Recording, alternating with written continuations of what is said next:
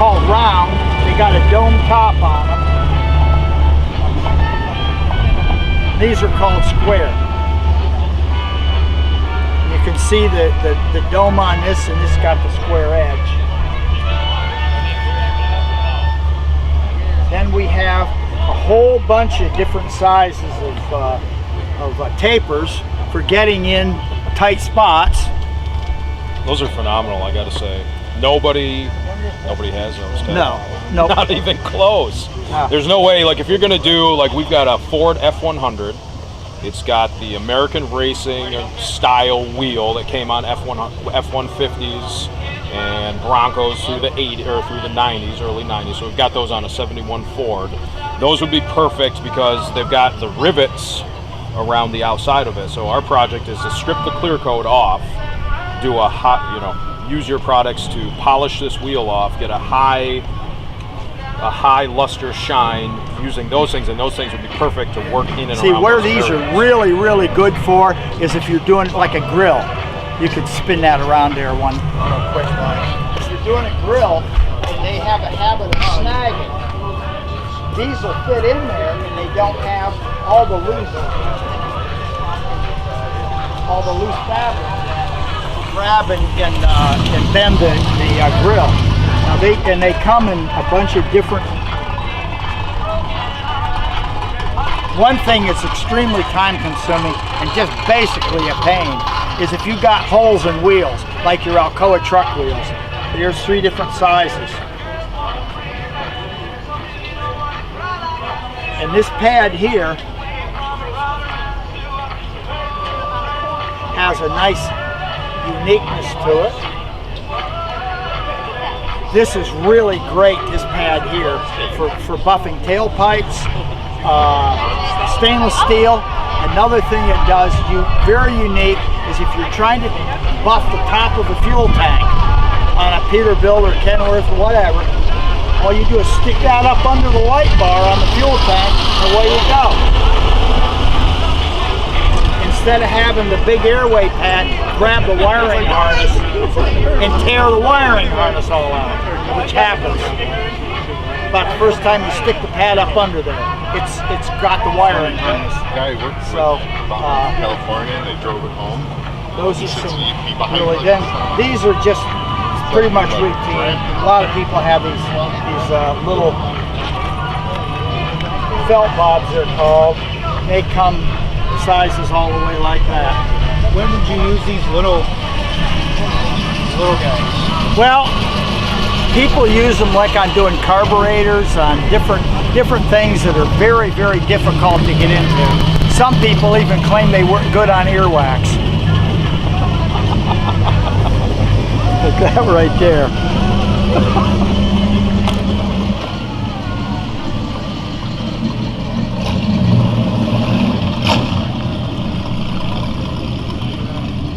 I guess that covers it pretty good. Yeah, so let's do just do a little bit more here. So I have a couple questions for you, Ted. Why don't you tell us who you are, all the information you want to provide. Tell us a little bit about Busch products, what makes you unique, when you got started, what you're passionate about, and then I'm going to have you hook me up with products for, I just bought a set of Weld drag lights. They're 15 inches, they're brand new, super shiny already. I want you to pick out the products so that I can keep that shine on those wheels. Our history goes back a long time. When I was 10 years old, my dad bought a truck stop. So I became a gearhead at the age of 10. And I had about 400 customers that came to our garage and truck stop that wouldn't let anybody work on their car but me, because I'm fussy. I'm a perfectionist. And then this went on, I went to college, I ended up with a 4.0 average, taking 38 semester hours, working at the New Haven Chamber of Commerce 20 hours a week in the Firestone store. And prior to that, at our truck stop, we had a couple friends who subsequently went to work for a company in New Haven called United Nuclear. They made the nuclear reactors that were in the Polaris, the Nautilus. It was the S3G. We had ones that were in the Enterprise aircraft carrier, the S5G or S5W, I can't remember. And then one that went in a cruiser called the Bainbridge. So I had an atomic energy security clearance, but when I went to University of New Haven, they got real upset because they found out I was working 40 hours a week and taking 38 semester hours and getting a 4.0 average. And basically the dean said it's impossible. You're doing something that nobody else was smart enough to do. You're probably breaking into the files and getting the tests and copying them, and then somehow you're hiding it somewhere. Now see, that was way before mini computers and stuff. But anyway, we got through that and worked for an ad agency for a while. And being a gearhead, I accidentally met one of the product managers of a company in Branford, Connecticut called Eklund Manufacturing. They made all sorts of ignition stuff. And they wanted me to do some work for them. And we've come up in July of 1968, the Excel logo. And took it from 0 to almost $2 million in sales the first year.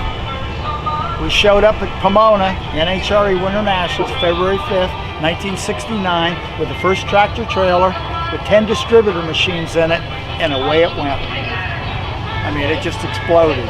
And then the ad agency that we're working with, they got involved in TV programs and thought Coke was going to do something, and it went broke. Coke pulled the plug after they spent a lot of money. Excel came to me and said, Ted, start your own agency, we'll support you. So away we went, and we ended up with 21 accounts, which was great, except I was gone 32 weekends a year. That's a little bit over the hump. Yeah, all the drag races, NHRA, IHRA, AHRA, Trans Am, and several of the like the Indy 500 cars. So I was a busy character. And two of the clients we had, which impact where this came from, were Centerline Wheels and Weld Racing, which is what made those PhD chemists show up at our booth. Because one called Centerline, the other called Weld. We got to go to Spring, Carlisle and get some of that water-based polish that Busch has.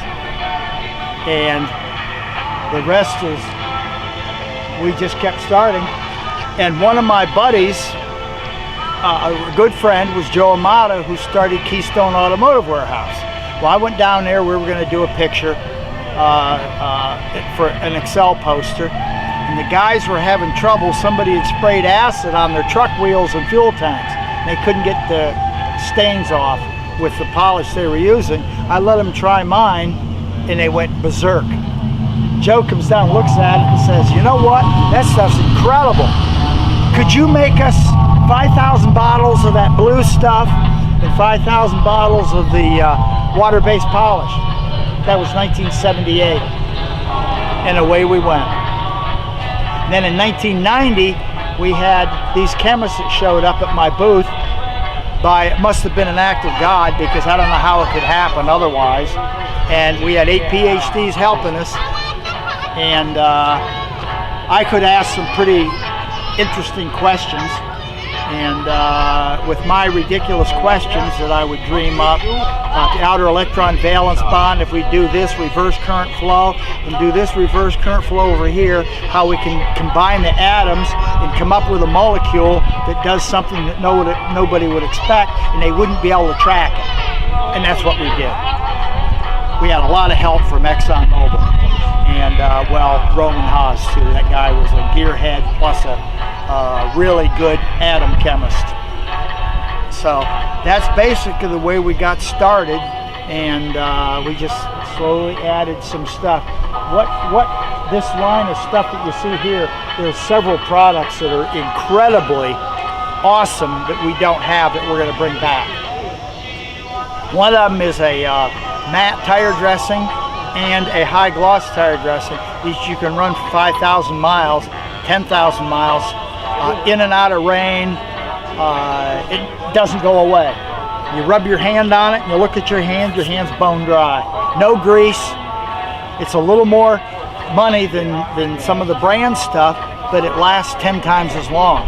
So a hair more in money is irrelevant in how well it lasts. My experience with those, I stopped using the tire dressings a few years ago because I found over time, you turn your tire outside of your tire like brown and yucky and awful looking. So then you would use more and it would look good, but it just progressively Another got worse, problem that happens is A lot of the tire dressings are a solvent system.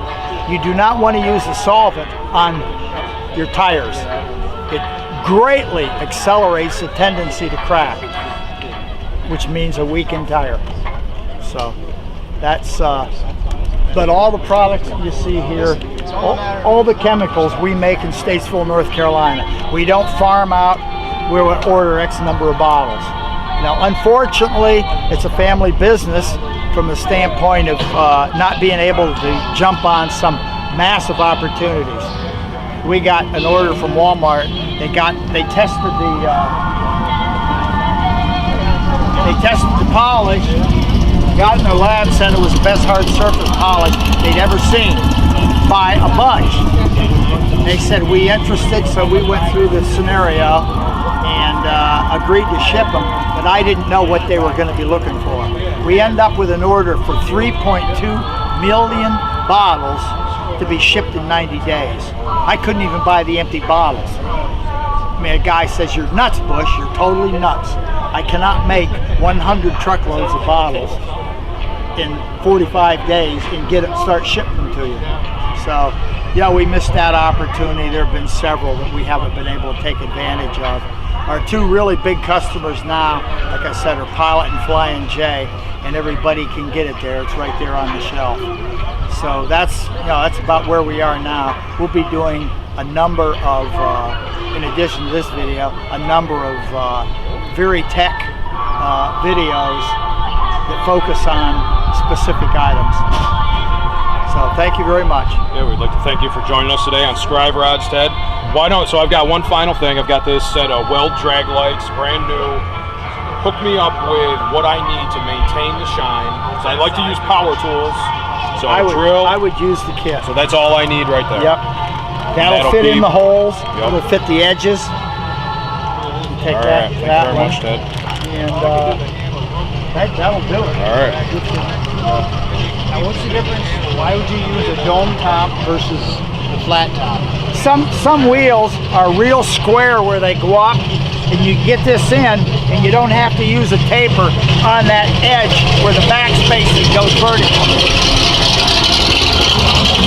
This will go in and do that edge, and this would leave a little void that you'd have to use the taper. And there's almost no end to what you can do with this. We sell these to guys with Prevo motorhomes. They just love these. Normally we use that one because it fits right between your ribs on the side. It's amazing. With the dark green, the ultra shine. If you wanted to polish up a stainless steel sink, what product you would use this with these little felt cones? Even by hand. Women go totally bizarre when they get that polish. And I've never had a woman yesterday. I never polished a copper wall plate before that didn't dull very shortly after it rained. She says, I did that last year when I got the polish, but it's still shiny. And all my friends are saying, Mary, are you nuts? What do you do, polish that every other day? No, I polish it every year. Well, that's an awesome story, Ted. We'd like to thank you for joining us on Scribe Rods. My name's Jason. We'd like to thank Ted for hooking us up, keeping our wheels shiny. If you have any questions, check out his website. Give him a call. It's definitely the best in the business. And he's got some unique products that have been well developed to keep that aluminum and stainless looking like chrome. Thank you very much, Ted. Okay. Yeah, what we got to do, I guess, is to look at this thing go through and out. Keep rolling. What we got here, we'll show the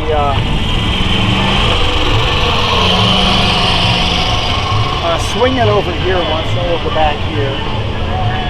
These are basically rouge bars that are used to buff stainless, and these are your rouge bars that are used to buff aluminum. We've got a cut bar, a shine, and then an ultra shine, the same with aluminum. Cut, shine, and ultra shine. And most people only have the 2 steps. They don't have the 3. Now, what we've got here is pads. These are called airways that match that. Here's your aluminum cut, your aluminum shine, your aluminum ultra shine. Stainless, your stainless cut. This is a very unique pad here called a hot plate. Your shine, and then your ultra shine. And when you touch these, you can see the density of the pads.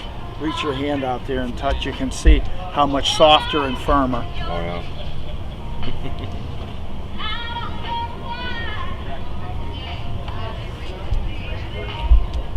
Why did you develop these pads?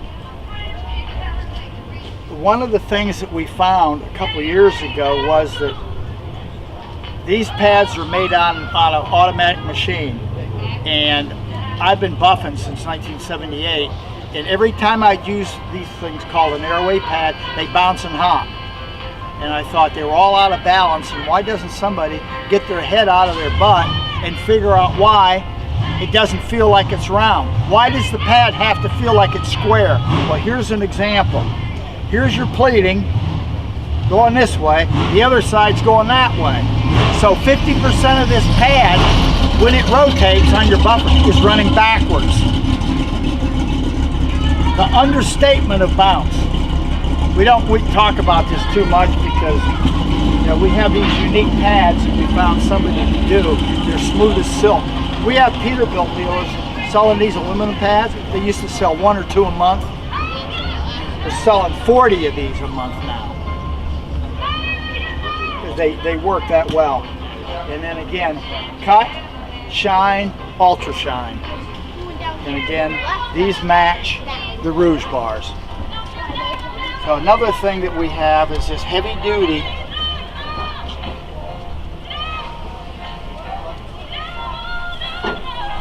washers and extension stem there to hold the airway pads together. These are metal, and if you snag this, for example, take a Peterbilt dump truck, front-mounted fuel tank with a step on it to get up into the truck. You run this and not have a decent flange assembly on it, you blow it apart. And when that wheel blows apart, you don't know where it's going. You break your nose, put an eye out, big cut on your face. These don't break. Some guys claim they're a little bit too heavy. Guess what? A couple ounces on this is a lot better than having an eye gone, because you use some aluminum flange assembly that blew apart when you snagged it. What do you sell those assemblies for? These retail for $25. It's pretty much a lifetime piece. We've never had anybody break one. You can actually, these are formed and drawn and heat treated. And where are these made? They're in the United States.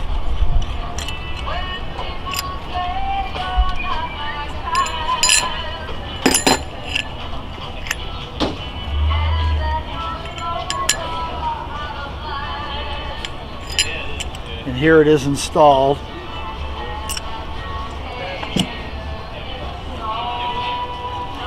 And these flanges have to be large enough so that these rings, the clinch ring, compresses from both sides and holds it together.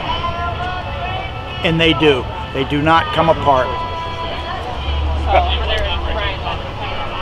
Okay, that covers that. Show us your buffing rings there, Ted. Huh? Show us your buffing rings, please. Oh, these are pretty standard. And what we recommend is that I have found works great is to use the rake on the cutting step. It seems like this stuff is a little harder to remove.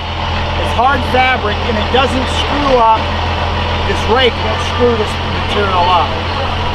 So you just simply hold it on there, knocks the glaze off, and away you go. Second.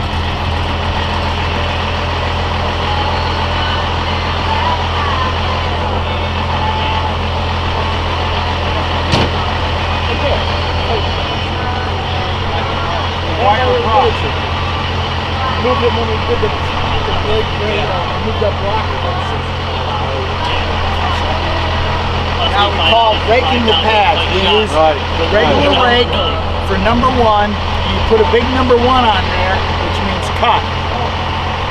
Then what we do, recommend plain routine wire brush for the shine and the ultra shine.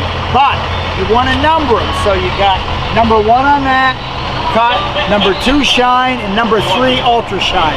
One of the biggest mistakes made is using the same rake for all 3 steps, and then your pads are contaminated and wrecked. And almost everybody does it. We did a seminar at the Street Rod Nationals. I said, everybody who rakes their pads, raise their hand. 550 arms go up. I said, now everybody who has more than 1 rake, if you're using 3 steps or 2, and has them numbered 1, 2, and 3 by compound, cut, shine, ultra shine. Out of 550 street rod wackos, gearheads, 0 hands went up. Everybody was using 1 rake for all the pads. Perfect contamination. Another little thing that you can do if you're fussy is to remove this pad when you're cutting, because you get airborne contamination. That'll keep the cutting particles from floating over here. And I strongly recommend when you're going to the 3rd step that you don't leave that pad on when you're cutting. You know, get that off, keep it in a Ziploc bag. Now another thing that's... Why did you develop your own set of rates? We didn't develop that. It comes from Manderscheid in Chicago. Standard. I want to show one other thing. I was looking for a piece of metal. What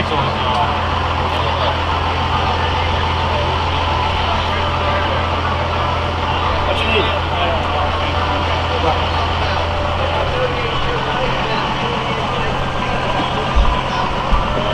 Okay. What we wanted is, we're not getting into an in-depth seminar here on buffing. We're talking about some points. Now obviously, you don't buff it, it's a piece of wood. I'll use an example. Screwing up your buffing pads by improper raking is very, very, very, very common. It's not some people do it, it's everybody does it. Okay, now another thing that very few people understand is the difference between color buff and cut buff. And what that means is when you turn your buffer on, it goes down. So if a part bounces, it always goes to the ground. If it's going this way, whatever came loose would hit you in the face. So what you want to do is you want to move your piece of trim. Now this isn't steel, but your buffer's going like that. Move the part down and off. Down and off. You're going with the rotation of the pad. That's called color buff. When you do this and then pull it back, you just double the friction. The laws of physics say that you're going to reduce your shine, and you do. Another thing that happens a lot when you go down and back, you get a haze blotch where you change direction on a long piece of trim. Very, very common, that haze blotch. And another thing we recommend, because when you're buffing, people can sneeze or something because of the dust. We recommend taking a broom handle, if your part's probably longer than that, taping that to it and moving that masking tape around. So that's a couple little tips on buffing that, we're talking about the multiple compound and then that. Now, one other thing.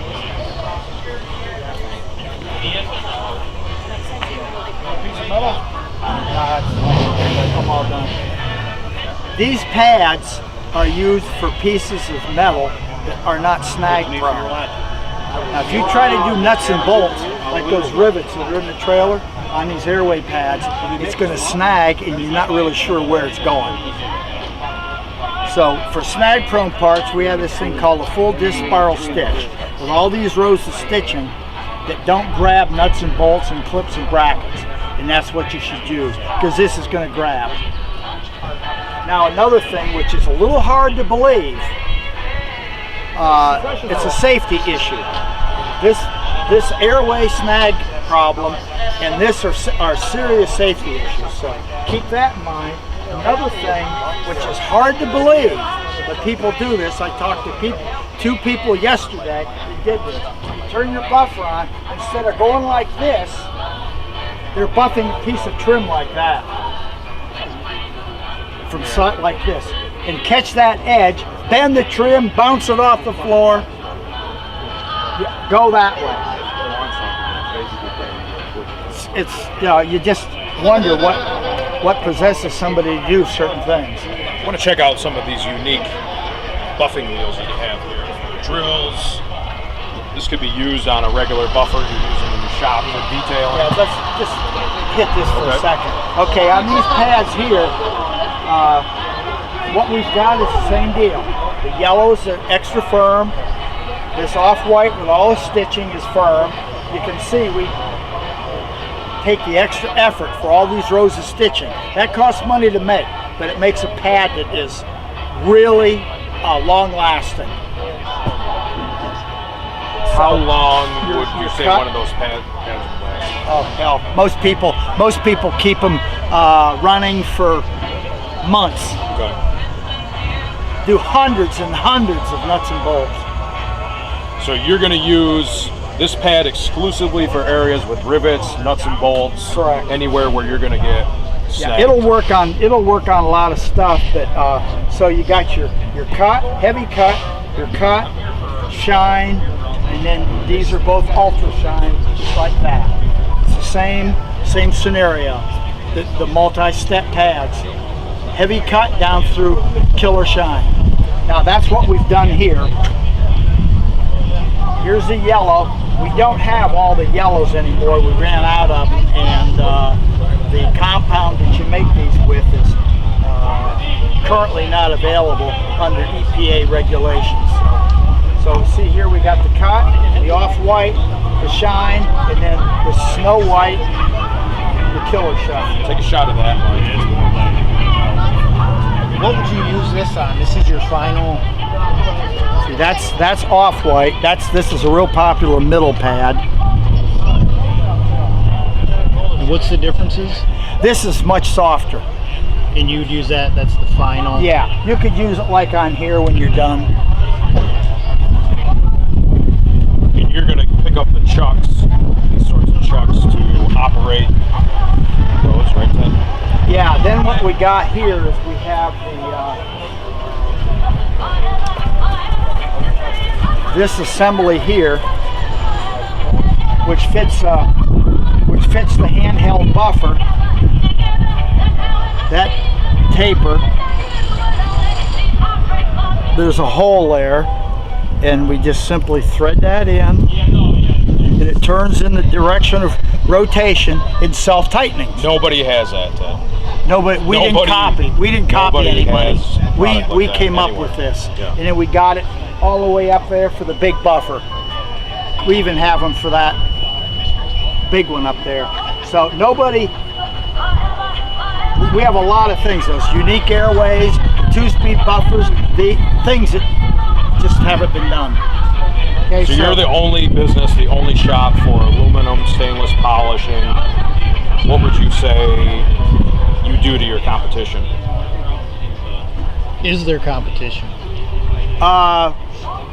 Our pads and our compounds and stuff, like the aluminum polish, in our testing it outperforms what other people have. Now we make all the chemicals up there, the buffing pads and the bar compound in these unique different color coded we have made, but we have them made to our spec.